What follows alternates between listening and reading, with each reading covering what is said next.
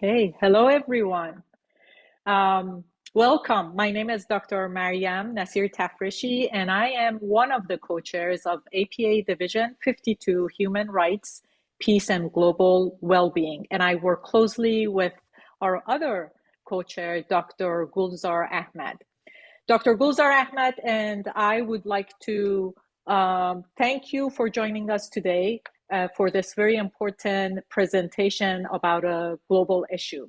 The third culture, kids and adults, part 2 of a 3-part series, which is about mental health and wellness across the lifespan.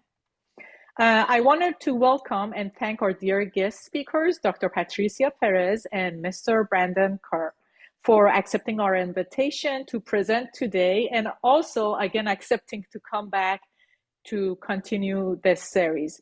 I would also like to thank our communication team, our VP, Dr. McGrath, Dr. Gulzar Ahmed, and our team members within our group for all their support. Before introducing our guest speakers, I would like to ask if you can all mute yourselves. So when the speakers talk, there's no background noises. Thank you.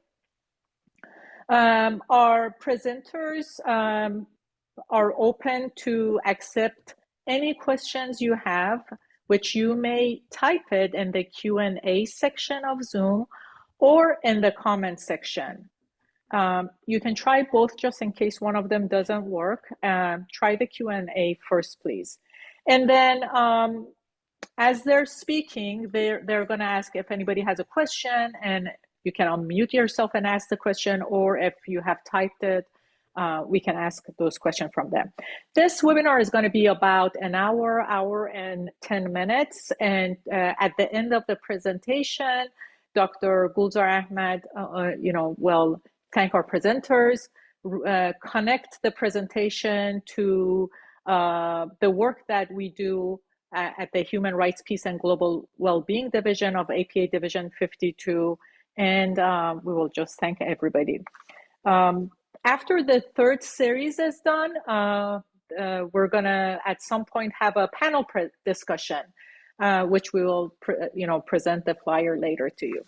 Okay, so introducing our first presenter, Dr. Patricia Perez is an adjunct faculty, Department of Psychology at Adler University, Chicago.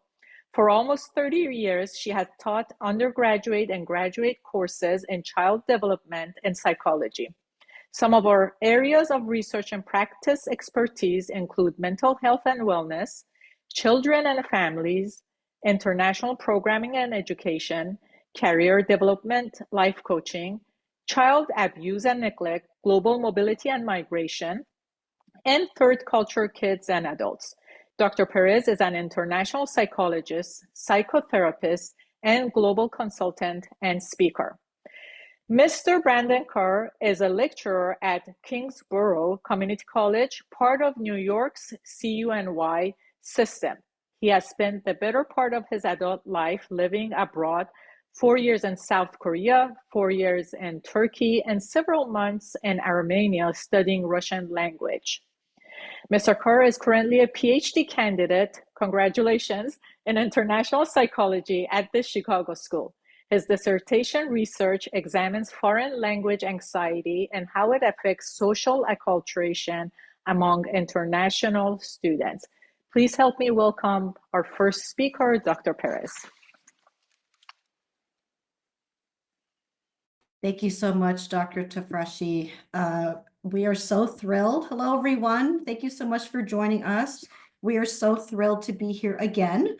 As Dr. Tafrishi mentioned, we are at the part 2 of third culture kids and adults, and we are focusing on mental health and wellness across the lifespan. So before we get started, we would like to thank, again, Dr. Tafrishi for the invitation, Dr. Gulzar, also Dr. McGrath, Brita McGrath, Tatiana, and Raphael for helping us and really inviting us and supporting our work. We would also like to thank Division 52, the Society for Global Psychology, really Human Rights, Peace, and Global Wellbeing, which this particular webinar is being hosted. We also would like to thank all of the third culture kids adults. Many here could possibly be, as we continue to learn about TCKAs, and obviously and all of you who are present. All right, I'm going to turn it over to Brandon. Awesome. Welcome all to everyone. Just going to take you quickly through an overview, or rather roadmap, of what we have coming up today. We'll start with a brief recap of part one, defining what it means to be a TCKA and placing it within the context of global mobility. Then we'll take a look at the key theories in developmental psychology as they apply to TCKs. From there, we'll walk through different developmental milestones of socio-emotional growth, rather. And then finally, we'll wrap it up with practical strategies for supporting TCKs at every life stage. So, a quick introduction rationale. Dr. Tafreshi, she already gave us a beautiful introduction. I just want to talk about why these topics matter to us. For me, I'm the son of a TCKA. My mother is from the island of Barbados. My father is from Jamaica. They both, or rather, my mother moved here when she was a child, and never found a foothold, we could say, in either country. In her home country, Barbados, and here in the United States, there's always a struggle finding that balance, figuring out where home is. For me, this topic is particularly important because it gives me a way to understand her in a deeper meaning. We know that as global mobility increases, and whether that's due to career opportunities and education and other geopolitical factors, that more children are growing up in different cultures with different backgrounds, and they're a lot different than their parents. So while this experience brings incredible opportunities, we know that it presents some unique challenges. So for me, I find that very interesting. Dr. Perez? Thank you so much, Brandon. So for me, as I mentioned in part one, I am a TCKA and was a TCK originally from Quezon City, Philippines, and I moved every 1 to 5 years. So 5 different states in the United States. By the age of 3, I moved to the United States, then moved to London for pretty much my middle school and high school years. There are some pictures here on this slide. I think we have some friends from the American School in London where I got my high school diploma, and then continue to travel as an international psychologist in my work. So this is really important, and especially this topic, really understanding that just because we've moved to all these places and across a child's life or even adult life, these type of relationships or how we take care of ourselves in the mental health and global spheres is really, really important. All right, back to you, Brandon. All righty. So we're going to start by giving a recap for those who might be joining us for the first time. When we talk about a third culture kid, it's someone who has spent a significant part of their life or the developmental years outside of their parents or their caregivers' root culture. So the term, it was coined at about 1950 by sociologists John and Ruth Hill Usein. TCKs, they live between 3 cultural spheres. So we can think about it as the first culture, typically their parents' home culture, the second culture, the country where they're raised, and then the third culture would be a mix of, we can say, experiences of that global mobility and that shaping of their identity and their sense of belonging. And for those who continue this global lifestyle into adulthood, they can become third culture adults, TCAs.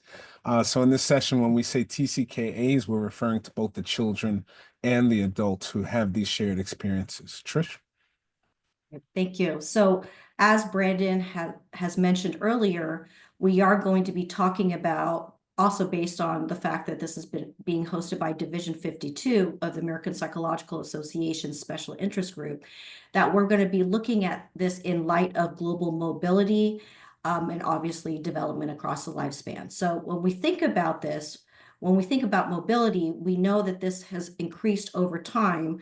People move around even just for tourism. But when we think about migration, need for the world of work, choices, whether it's voluntary or even involuntary, disasters, man-made disasters and natural disasters, many of us as humans, for our rationale of moving, want optimal quality of life. So based on the United Nations, 2020, 272 million people, right, and 31 million continue to move and migrate in different capacities. Also, too, when we think about this topic and think about TCKAs, the original thought based on Ruth Hill and John was their work in looking at missionaries and how they've adjusted and adapted and changed in those settings when they thought about this terminology. But now when we really think and redefine what a TCKA is, we can think about things like generational diversity, whether you are a native or an immigrant in terms of technology usage, and then also countries. So traditionally, we used to think about this in terms of countries and going across borders, but now we can also think about it in these other ways. Right, Brandon? Mm-hmm. So TCKs, they experience a range of socioemotional challenges and their unique life circumstances that shape their mental health and well-being. So let's take a closer look at some of these key themes. Here we have a list for you. When we talk about stereotypes of lifestyles, many assume that being a TCK means growing up in luxury or having an exciting or an adventurous life. And while there are some undeniable benefits to globally mobile upbringings, there are some challenges that aren't always visible, such as frequent relocation, cultural displacement, emotional instability, due to that lack of long-term social support. We also talk about mental health as a luxury or a taboo. In some cultures, mental health care is still stigmatized and it's seen secondary to psychological or physical health. For TCKs, as living in between different cultures, navigating these cultures can be different, and they can have differing views that can make it harder to seek support when they need it. Some may also struggle with the belief that their concerns aren't serious enough to warrant attention compared to their other global issues. We can talk about grief and loss. One of the biggest yet often overlooked aspect of the TCK experience is repetitive grief. So saying goodbye to friends, schools, or even entire cultures over and over again. And this sense of loss can accumulate over time. It makes it harder for them to form those deeper relationships. Sense of home and belonging. We talked about this during our last presentation, the question of where is home? That's common for TCKs. And having lived in multiple places, they often feel both at home everywhere and nowhere at the same time. And this can lead to challenges in forming their stable self-identity. Impacts of relationships. The frequent transitions that these TCKs feel in their upbringing can shape attachment styles and influence interpersonal relationships. So they may develop some strong adaptability and communication skills, while others, they can continue to struggle with trust and long-term commitment. And today's focus will be mostly on developmental and lifetime impacts. So the effects that TCK's upbringing, we know that those don't stop at childhood, that they continue to shape their career choices, their relationships, and even mental health in their adulthood. And that many TCKs find themselves drawn to internationally focused careers, but may also find challenges in establishing their stability. One thing that we did want to know was that the United Nations Sustainable Development Goal, UNSDG, they do have 17 developing goals, and this really is tied to number 3, good health and well-being. For those who might be unfamiliar, we're talking about a key global framework that aligns the United States Sustainable Development Goals that are then highlighting some of the issues that we see with this population. Take, for example, One of the targets for number 3 would be to reduce premature mortality from non-communicable diseases through the prevention of treatment and promote mental health and well-being. TCKs, like other global mobile populations, they may face unique stressors that impact their long-term mental health goals. Increased awareness and access to culturally competent mental health supports are essential for them. So we want to really focus on how not only we can help TCKs at a local level, but what it looks like globally, what the United Nations is doing, and what other countries are doing on the individual level. Trish? Yeah, thank you so much, Brandon. I just wanted to add a couple just orienting points here. So as we mentioned from the last slide, that traditionally this terminology, TCKAs, was really referred to the expatriate population. But now the way that we're looking at it, Brandon and I are looking at it, as we mentioned about voluntary and involuntary populations that continue to move and migrate, that we could look at this in the stereotypes of lifestyles, that we may not have all luxurious lifestyles, but for whatever the reason for quality of life and human rights, that we do move. And all of these things that we're going to be talking about is not just localized for the expatriate population. The other thing too is that when we go through, especially when we go through the overview of developmental psychology in light of TCKAs, thinking about yourselves or thinking about what it will be like to be a person and then now an adult, right? When we think about, in particular, social emotional development, growing up and thinking about all these things as we manage relationships. All right, Brandon? So to better understand how TCKs develop, we want to look at 3 key psychological frameworks. The first one, attachment theory. John Bowlby and Mary Ainsworth. Our early relationships, they form blueprints for our future relationships. And we want to ask ourselves, how does frequent relocation affect attachment? It's one of the concepts that we tie to this. Another might be a cultural psychology, coined by John Barry and David Sam. And when we talk about a cultural psychology, it's the process of adapting to new cultures while balancing old ones, and how it can shape their identity and their mental health. But most importantly for today, when we talk about lifespan development, Erikson's stages of psychosocial development. From childhood to adulthood, different stages present different or unique psychological tasks, and some of which can be intensified or disrupted when it relates to the TCK experience. Trish? Yeah, thank you so much. So where it's bolded here are the 2 theories or frameworks, and obviously there's so many more, and we also have to not ignore cultural considerations. So we're just highlighting these 2 to anchor some of our conversation. Right, Brandon. All righty. So contributing factors. There are several factors that influence how TCKs adapt. We have the age of the move. So we think about early childhood moves and how they impact the development differently than adolescent relocations. Picture it this way. We have a child who may have moved when they were 3 or 4 years old versus a child that may have moved when they're 12 or 13 years old, and how where they are in that stage of development might impact their future outlook. Frequency of moves. We have here frequency, duration, experience, presentation. When we think about the frequency of the moves, moving every year versus every few years versus staying in one place for a longer period of time, it can shape differently or shape their identity differently. Developmental milestones we'll talk about in a bit, but support systems, I want to jump there. Family dynamics. We're thinking access to therapy. We're thinking cultural sensitivity and how those things may play a role in socioemotional adjustment. Personal resilience. We can think about how some individuals might thrive with mobility or thrive in mobility, while others struggle with the loss and the disconnection.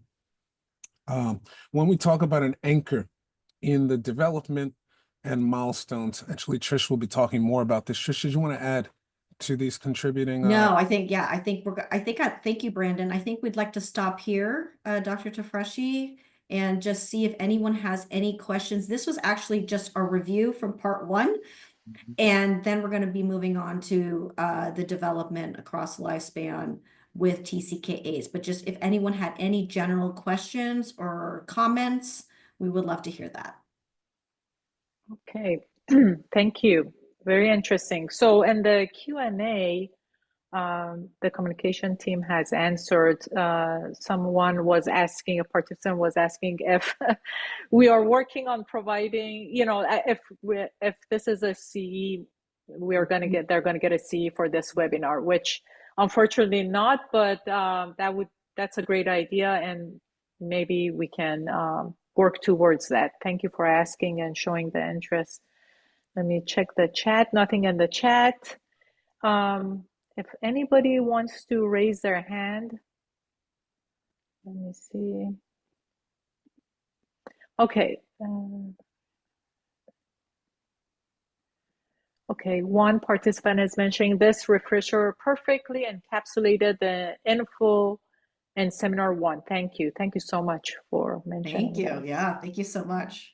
Okay. Yeah, sometimes, I mean, I'm going to be honest, sometimes it's hard right, Dr. Tafreshi and Brandon and Dr. Gulzar, how much do you say with people who have been following along with us, and then how much do you leave room? So now you get to see sort of my teacher hat for those of you who I've taught here or who know me as a professor, because this is just one of my loves. I just love the field. Now we're going to be shifting here.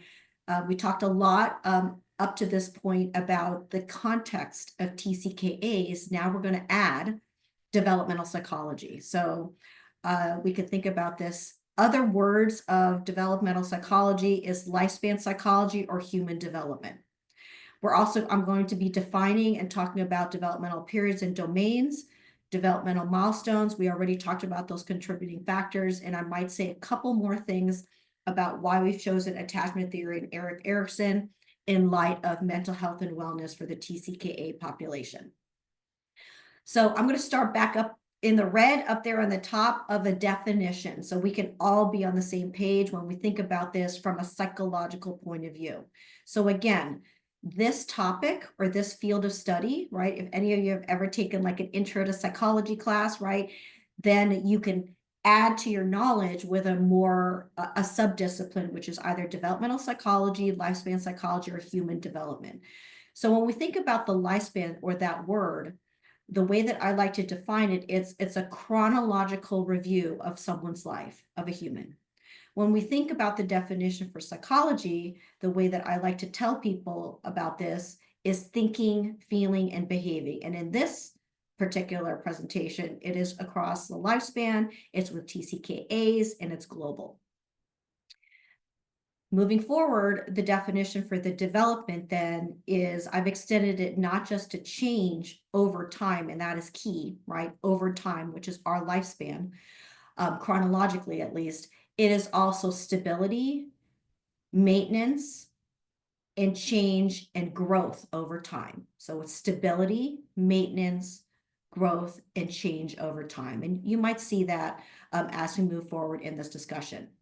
What is a developmental period? The developmental period is the period of life chronologically. So we are going to be starting in this conversation with infants and toddlers, which is 0 to 3.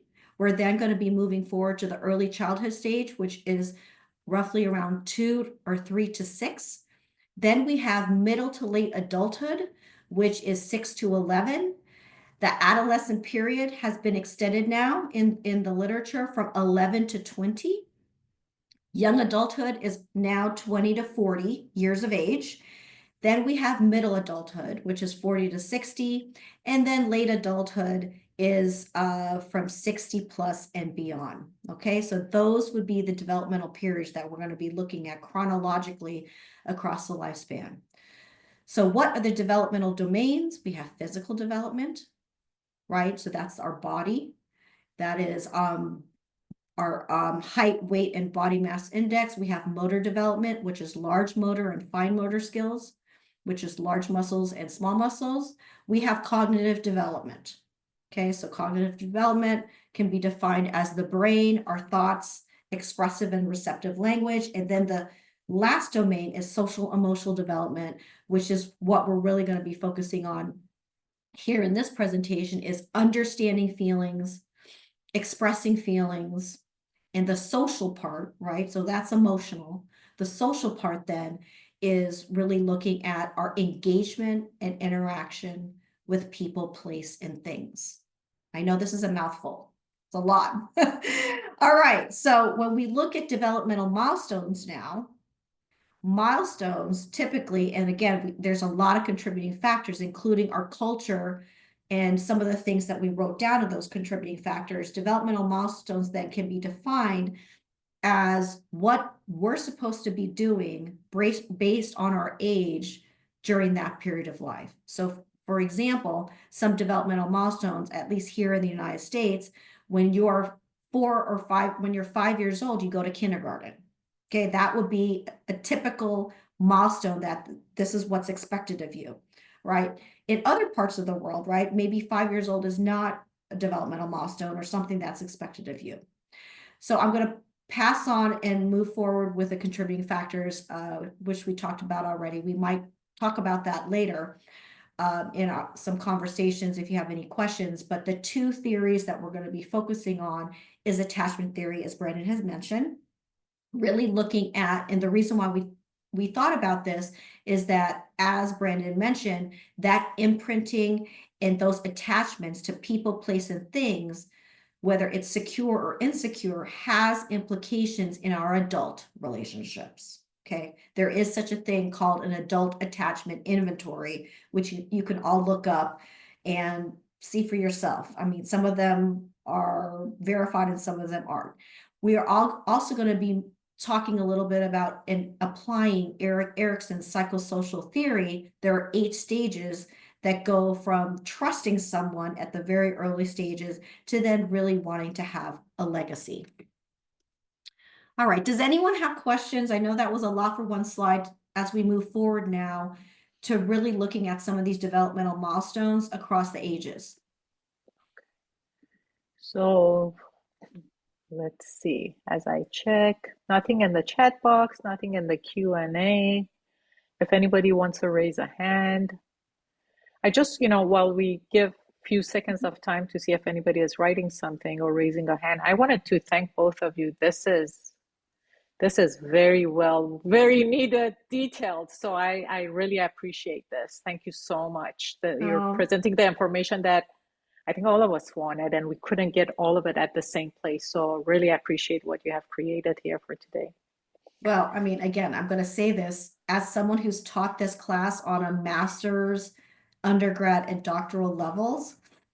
And as you can see from just the last slide, I've done this quite many times and I always get excited about it. I think that a lot, and thank you so much for allowing us to do this. I think much, at least for me, I don't know about Brandon, but for me, a lot of this development of thinking about TCKAs and the lifespan and mental health really came out of COVID. And I remember, and I don't know if some of my American School in London friends out there, I started connecting with a lot of my TCKA friends on social media. And then it got to a point where we started talking about our mental health, not just during COVID, but also during the fact that how are we maintaining our relationships and reflecting. We've had a lot of time at home reflecting on our lives and thinking about, who's part of our inner circle? How did our life as a TCKA or TCK actually affect us now? And then I thought to myself, oh my goodness, we can combine all these things together. And I wonder if anyone wants to hear it. Definitely. Thank you so much. There's one question, actually a comment. Andrea Lozano mentioned, thanks for clarifying the updated developmental stages. Oh, let's see. I think, okay. Is the literature divided by using TCKA and ATCKs? Yeah, so Okay, can you say that question again? Is the literature divided by using TCK/A's and ATCK? Yeah, so I guess depending on, in our review of the literature, there's some differences in that. Some people just do work on just TCK. Some people traditionally put the A there because the K, the kid, becomes an adult. So then there's also just an adult, right, who's a third culture, who has spent predominantly most of their years as an adult away from their passport culture, right? They have decided, right, to either change their passport or decided to live somewhere else. And so those are all the different ways of looking at it. And so the way that we've defined it is based on what we've looked at. And so because of both Brandon's and my background, we're calling it TCKAs, and so we've defined it in that way. I hope that answers your question. Thank you. That's it for now. Thank you. Okay, great. Okay, so we have a couple tables now, and again, this is just a lot of information, but we're now going to be linking the developmental milestones across the developmental periods. Okay, so if you could see on the left-hand side, as I mentioned to you before, what those developmental periods are. And for those of you, I think the first comment, the reason why they've been extended, because from a global space, the milestones that were expected in certain generations have now shifted. So for example, many adults aren't leaving the house, aren't leaving the nest until much later, and they get their jobs much later for whatever the reason is. Okay, whether it's a developing country or a developed country. So that's the reason why they've been extended, because there's just a lot of reasons, a lot of factors that are not present, that's present now that wasn't present in the past. I hope that makes sense. On the right hand side are some of the milestones. So what we're looking at here is what we're supposed to be doing in general, barring individual differences during these ages. Okay, so when we're thinking about this, right, we're not even thinking about this based on TCKAs. This is just in general, children and adults, that if you're in the 0 to 3, roughly, your task or the caregiver's task as a milestone, you should have, or at least your caregiver should have been there for you, right, as a secure base, or you have bonded in a secure attachment. What does this mean? And again, this is a whole nother presentation, that your caregivers or people, place, and things around you have been predictable, have been consistent, have been secure, and have provided safety. Okay, so start thinking about a TCKA. Providing that attachment, that goes into really around young adulthood and identity formation in the adolescent years. The second thing that's really, really important is the idea of object permanence. Okay, so around 12 to 18 months, children around this time, in this age group, know that something is out there and exists out there, right? It's very abstract, exists out there without having to feel it, touch it, and see it. Okay, so an apple exists out there, mommy exists out there without having mommy right in front of you. All right, the other thing too is that this is the beginning of expressions. You see a baby smile, they smile, you smile back, right? You're starting, and so you can imagine that caregivers and people who are around this child, or even people, place, and things, that they could, young children can feel you, can also start expressing what you're expressing in echolalia, or also they repeat everything you say. As we move forward to the early childhood years, when they start going to school, they want to do things on their own. They want to be autonomous, right? This is, so the first stage for 0 to 3 through Erik Erikson is trust versus mistrust. The second one now is autonomy versus shame and doubt. They start separating from their caregivers. They start going to school. They want to own something, because by the time they get down to the middle to late childhood years, they want to be contributors. They want to initiate. That's the next stage for Erik Erikson. They want to know that they have some meaning making in their society. Peers start playing more of a role. Obviously, family is still there, but they're spending more time in school and learning what they're good at. By the time they're teens, physically, motorically, they are shifting from being a child to an adult, peers take center stage. Obviously, their family influences still, but their friends become very, very important. They start understanding what it means to build relationships outside of the family system, and they start building their identity. All along, we're building identity, but now we're building identity in terms of what does this mean when I become an adult. The young adulthood years then are things like focusing on all types of intimacy, physical intimacy, sexual intimacy, emotional intimacy, all types of intimacy, potentially becoming partnered, dating, married, all of these things, relationships, building relationships outside of the home, maintaining those relationships inside of the home, and really setting the stage for an adult attachment that circles back from secure attachment in the 0 to 3 years. So this stage, based on Erik Erikson, is focused on intimacy. Middle adulthood, I don't know if any of you have heard of the sandwich generation. I don't know. Dr. Tafreshi, Brandon, anyone, Dr. Gulzar, have you heard of this? No, but I have felt it. If that counts.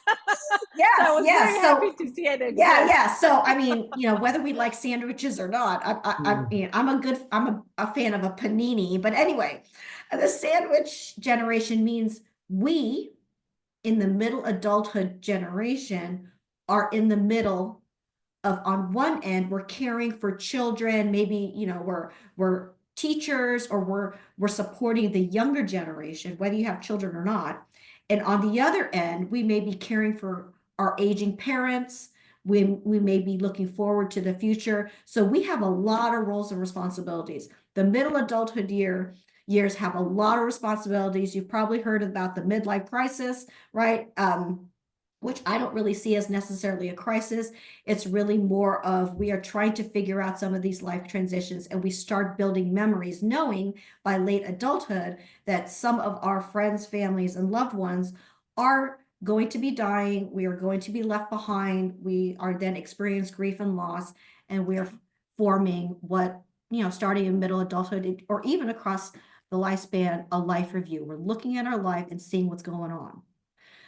All right, so now this is the next slide. Now I'm going to show you, based on what I just said, and what I just said in that slide was really focused on what is supposed to happen. Like if you're in a typical developmental trajectory, obviously there's cultural things and individual differences. We should have attained, and also barring any disorders or mental health conditions or any physical ailments and things like that, we should have been doing all of these things within our communities. However, when you're a TCK and a TCKA across the lifespan, some of those things may not happen when we think about our interaction with people, places, and things, which is social development, and how we express our feelings and understand our feelings, which is emotional development. So here are some strategies of how to get, based on the developmental period, to those developmental milestones. Does that make sense? Patricia, can I add something real quick? Yeah. Just can you go back to the last slide? Yeah. So just for those who may not have a psychological background, when we're trying to figure out how these developmental periods might relate to the topic that we have today, we would want to think about it through, with each of these stages, pretty much these are all developmental or task, and we know that TCKs, there can often experience these things through a global lens. So if we think about early childhood, we'll take it from 0 up to 6. Secure attachment might be challenged by frequent moves or cultural shifts. You're trying to attach to these things, but you're constantly moving around. So finding those attachments with friends, finding those attachments that might be with family that you started with in one country that are no longer there in another country, those would be things to consider. When we think about adolescence at 11 to 20, while you're going through identity formation there. But for TCKAs, it can be a struggle between multiple cultural influences. Imagine that you're trying to find your identity within one particular cultural group where there are one set of values, one set of standards, one set of behaviors, and then you're shifted into another one. And as you're trying to figure out who you are, this is getting pulled in other directions. When you get to that adulthood, Dr. Perez was talking about intimacy and career decisions, and that might shape, or rather be shaped by your global upbringing, the type of work that you want to do, what intimacy might look like for you. So when we talk about, as we go into these strategies, those are some of the problems that we want to consider through the lens of a TCKA. Where in those developmental stages was there a pivot? Was there something that, because of that moving around, that things might not have developed the way that would fit into the, I'll say, quote unquote, norm of social emotional development?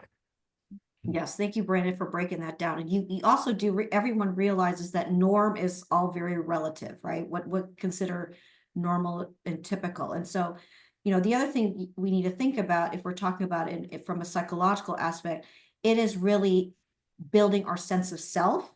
So as a TCKAs, as Brandon was talking about, all of those frequent moves, all those different environments, all those different engagements with people, whether it's voluntary or involuntary. Like in my case, it was involuntary because of my dad's job. We were moved every 1 to 5 years. I had 18 different addresses by the time I was 18 years old, that I had to really adapt and change. For some of my peers, they decided they weren't going to build any relationships at all. So the two things that we need to think about when we move on to strategies is, number one, how are TCKAs building their sense of self? And how are we, number two then, and how do we build relationships with others? Which affects, those two things affects everything that we do. Our personal relationships, our professional relationships, our choices, and anything that we do, and how we view ourselves. So I know, again, this is all like very much of a snapshot. So just going through some of this, knowing that we need to be mindful of time, that again, on the left-hand side is the developmental period, but here are some strategies. So a lot of people think just because children are young, there's no way of getting them to feel that predictability, feel that safety, feel that consistency, right? Feel that secure sense of self. And then because they feel secure in their sense of self, emerging sense of self, they can go out in the world and do all these things. So it starts from birth. Okay, so I'm also an early interventionist. I do work with 0 to 3, and a lot of people don't know a lot about that, but we believe that because we could start this way and it builds neural pathways in our brain, this then becomes patterns of our behavior. So if you can look at the 0 to 3 stage, pictures, because they're very sensory at this time, a transitional object. So a transitional object might be, say, for example, the dad or the parents are away looking for a home somewhere, and you're going to be leaving your child behind. The transitional object could be a shirt with a smell of their parent, okay? Because they are operating from their senses. If we move forward, when they start school, and this could go all along here, that there is alignment of communication of what is going to happen with these moves, what to expect between school and between home. Why is this important? Because most of us like control. Most of us like to know what's going to happen.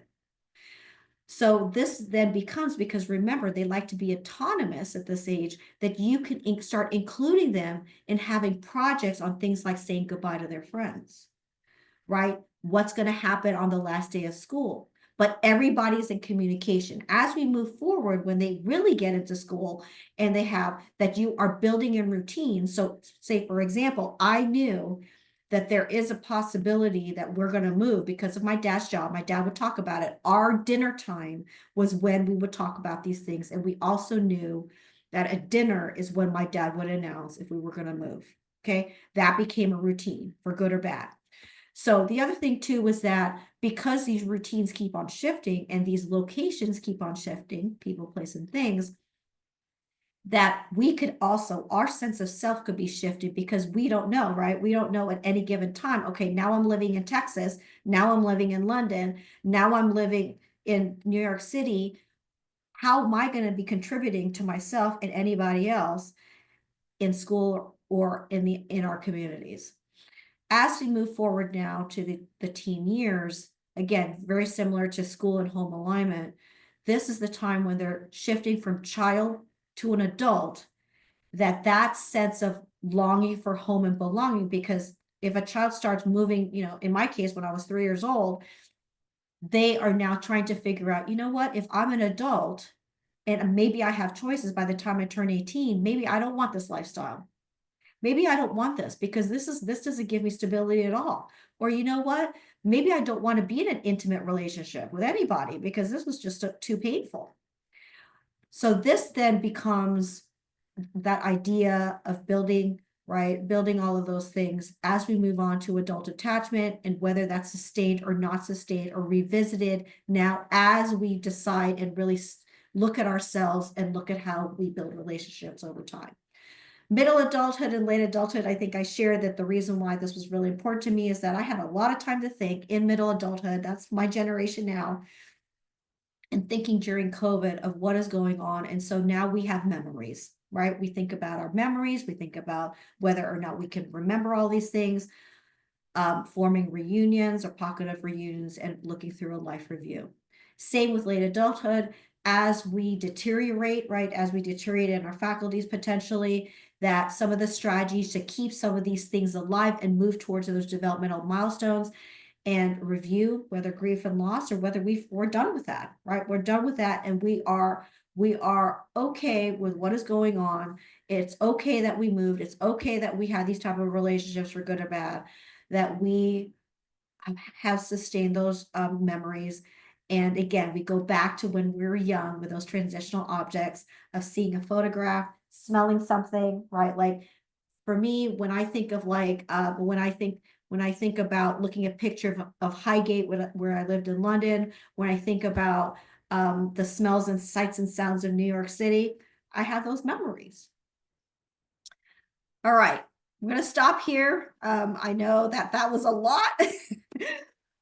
Thank you. Yeah, that was a lot. So we have 2 questions. Yeah. Can cultural adaptability compensate for insecure attachment? Yeah, I would have to know more about that. That is really a big question. Yeah, I mean, it could be, but then you are externally facing. You're not internally I am also a psychotherapist, that the cultural adaptation could be just very more like a knowledge base, like you're surviving every day in the culture, whatever, but that may not necessarily look at you. Yes, you are adapting to culture, but you're not looking at relationships. You're not looking at yourself, right? With people, place, and things, and wondering, why do you do what you do? Why do you, in insecure attachments, avoid people, run away, build relations with the same type of people that maybe are toxic, or maybe you have maybe you have a secure attachment. But I mean, that the current literature on attachment, there's a book called Attached on modern dating and love, where the goal now is not to have a secure attachment like a developmental milestone, but to understand what your attachment style is, so that whoever is in your circle in relationships, that they know and so that they can adapt. I don't know if I answered that question at all, but I think it's very nuanced, that question, I would say. that one thing that we want to be careful of is saying that anything can compensate for secure attachment. It might shroud it, it might cover it.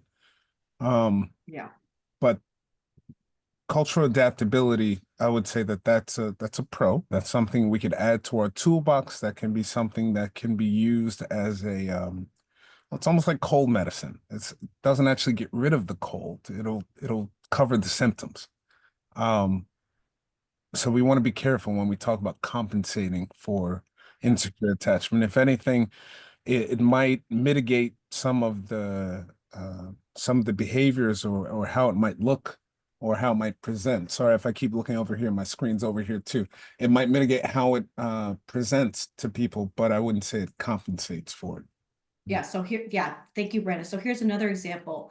So I told you a little bit about my life, right? So here would be an example of maybe, me knowing about all these cultures, traveling to all these places, that I decide that instead of taking care of my husband and my family or being part of my family system, I'm just flying all over the place without any mind of communicating with my family, whether this means anything to them or not, because I'm seeking knowledge of culture and other places. And yeah, I'm adapting to these cultures and doing all this work. But in my primary relationships, I'm not understanding what it means to give them safety, security, predictability. I just do whatever I want to do. I just go off and do whatever I want to do without consulting them. And I know people who do that, right? Who've had this type of lifestyle because, like, you know what, so they're actually compensating for what they would have wanted in their life where they had a little bit more control, but they didn't. So what are they doing? They're reacting. So what we're talking about too is prevention.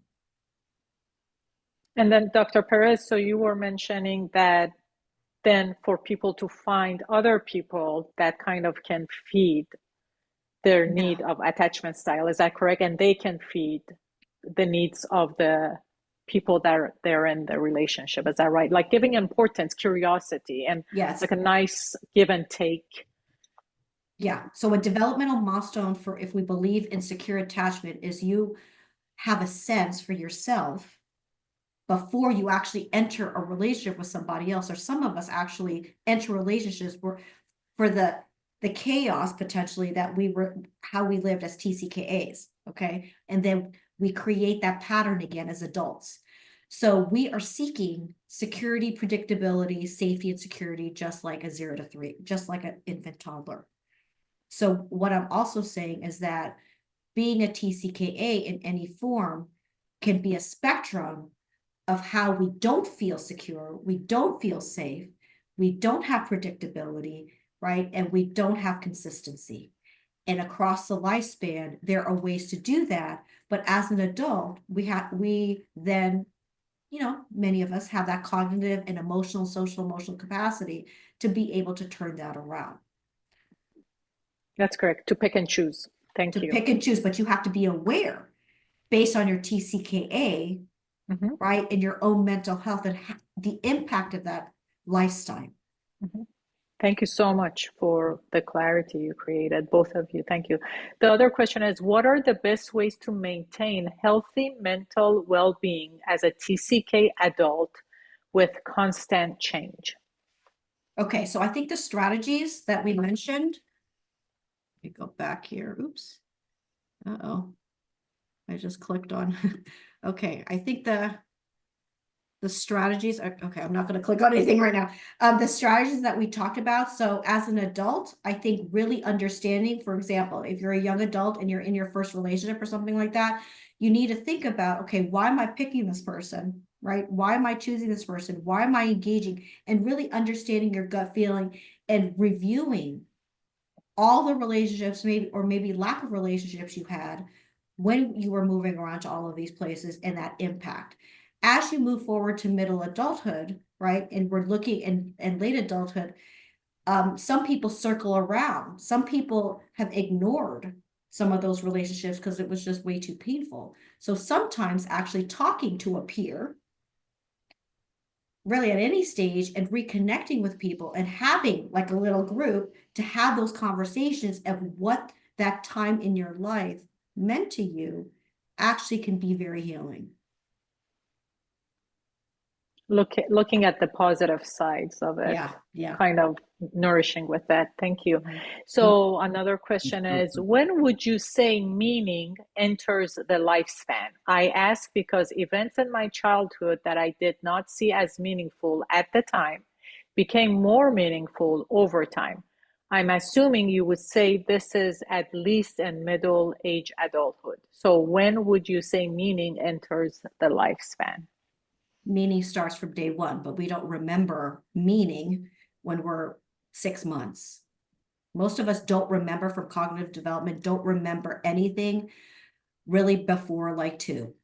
Okay. Some of us may have visual memories like of a balloon, like my husband has this memory of a balloon raising up or whatever, but most of us, so there is meaning.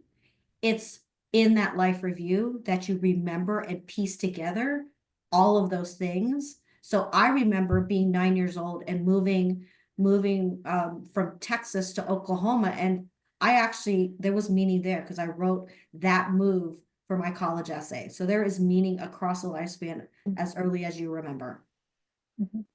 And then I think the clarification was she mentioned that I asked because events in my childhood that, and we know sometimes kids don't attach a meaning much to something. They remember it, but then later in life, it's a precious meaning. So, and so that would be in the middle age adulthood, you think? Yes, Is that the time? could. Yeah, you could. It depends on how deep thinker you are. Some people actually think about these things. I'm that type of person. I journal, I write, and I find meaning in everything. So it really depends. But yes, typically if you're adults, life review, you could do this in middle adulthood. Just so I understand the question, we want to know, Matthew is asking, when do we start thinking about the meaning of things, or when do things start having meaning? I think I think it's the former, right? When do we start attaching meaning to the different? No, enters it like thinking about, yes. You could do it anytime. Matthew, thinking about the meaning Matthew. of things. Hi, Matthew. You could do it anytime. Yeah, I think it depends on what's happening in your life and when those things need to have a meaning. I've recently, in my family, have now been thinking about things that happened 30, 35 years ago that as a child I never really considered. And now I'm getting new information from family. Oh, well, this happened.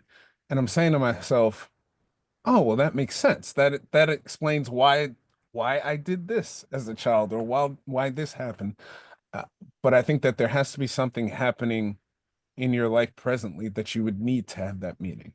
We tend to ignore the meaning of something until we actually feel like we have a need to understand it. If that like a life event. Like if there's a significant life event, right? Like there's a death, right? You're moving again.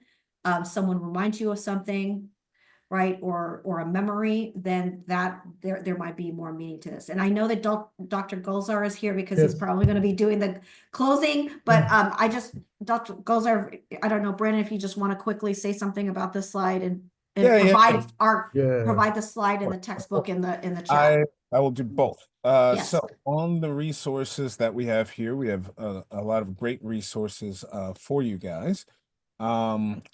First, we have Megan Norton. So Megan Norton, she's an intercultural communication trainer. So we are leaving information for you to go and see her website to read more about the information that she has out.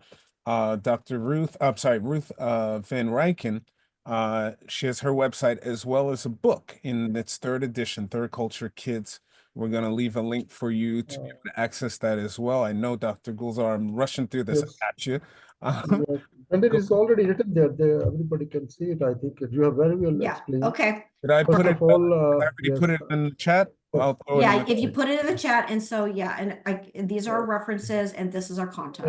And this whole webinar recording would be put up in our website as well of the Division 52 on this special interest group, which is known as Human Rights, Peace, and Global Wellbeing, right? And everybody can have a look at that one again. So first of all, I would like to congratulate Dr. Perez and Brandon Kerr for giving a very good presentation on this subject matter. I remember when I had been teaching this course for a long time in the course of developmental psychology in my universities.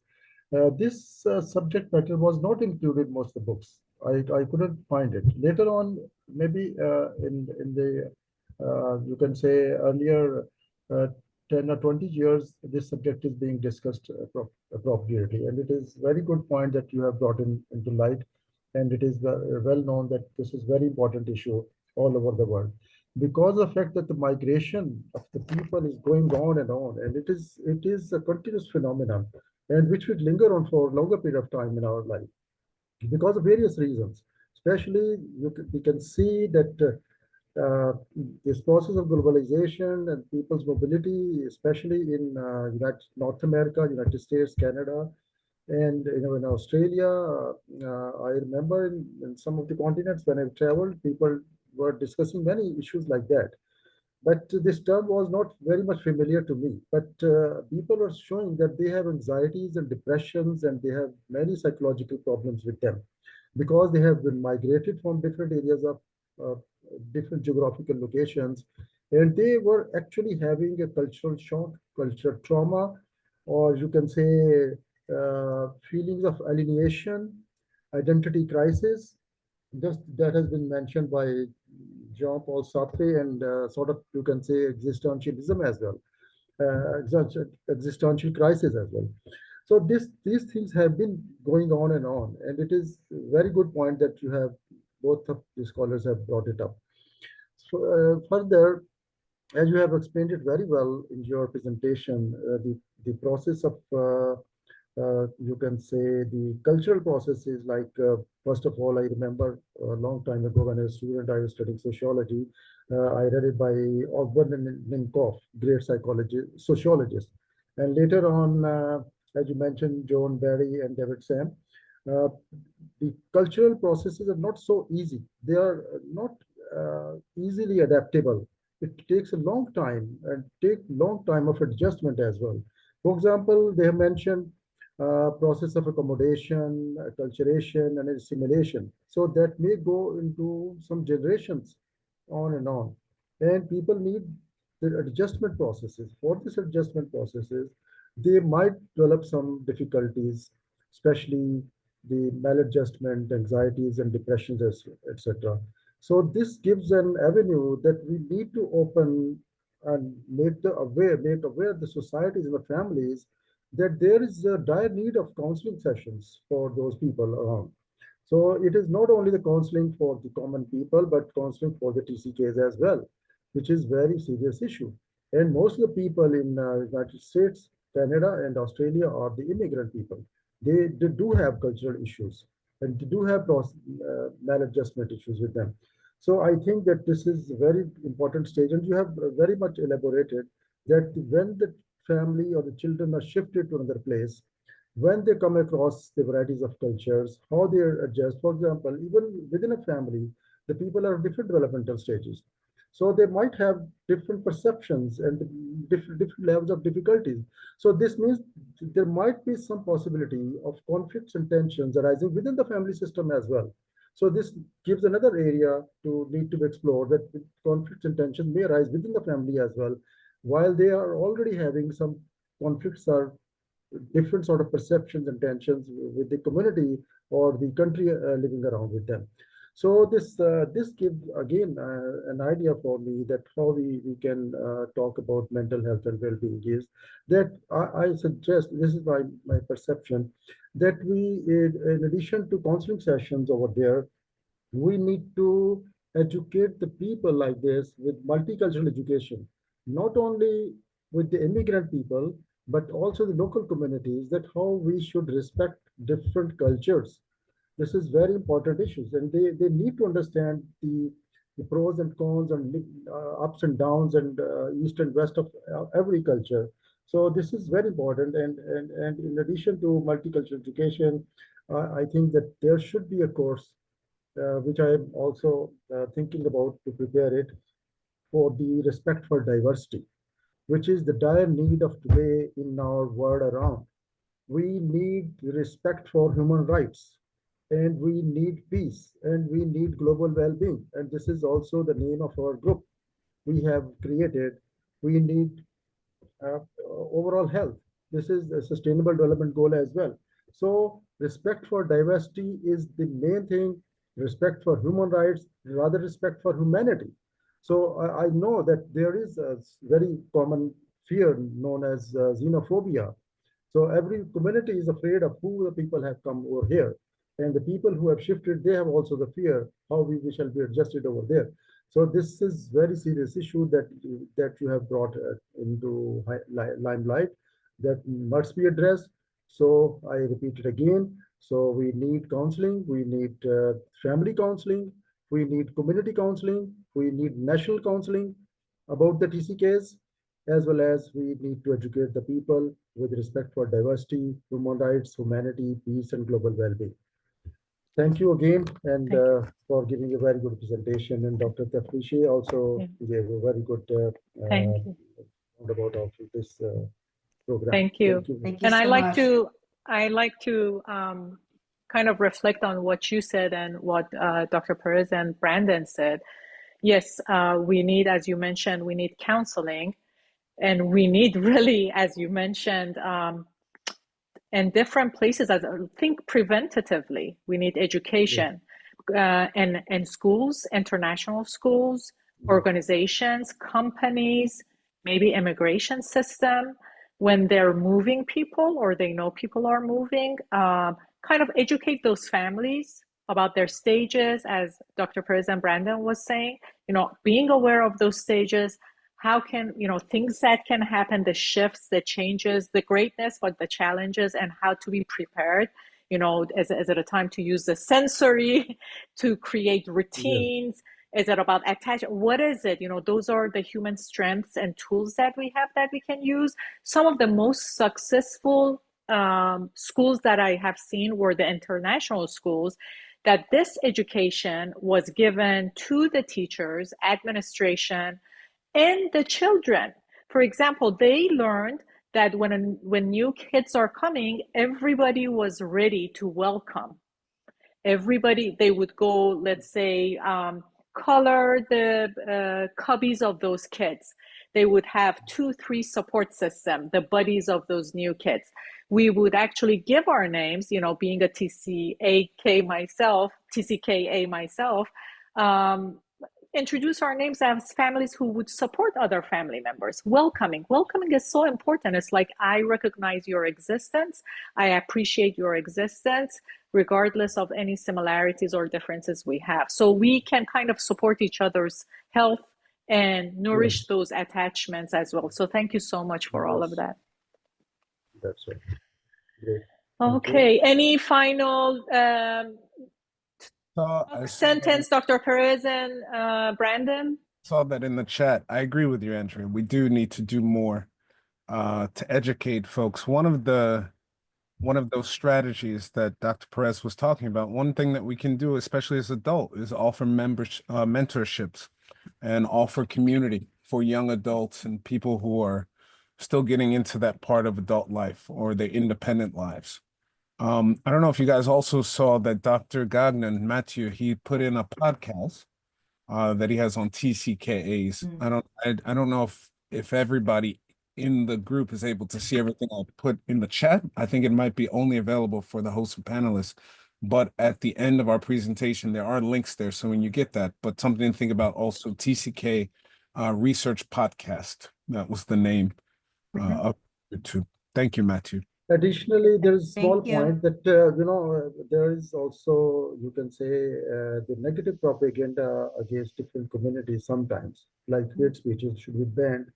And as you, Dr. Patricia has also said, and Dr. Perez and Brendan has also said, that we need to educate the people. This is the most important thing. We can call educational interventions are required, rather, everywhere in school and overall in the country.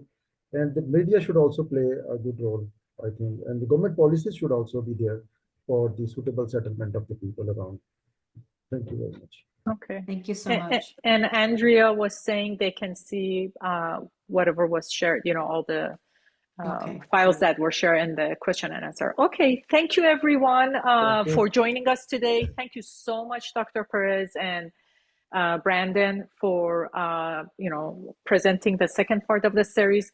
We very, very much look forward to the third part of the series that is going to be in April. I believe it's going to be April 10th, and the flyer is going to be out. And hopefully at another time, we're going to have the panel presentation on this. So thank you again to the communication team and Dr. Golzar and all our guests. Thank you so much. Thank you, everyone. Okay, bye-bye. Bye-bye.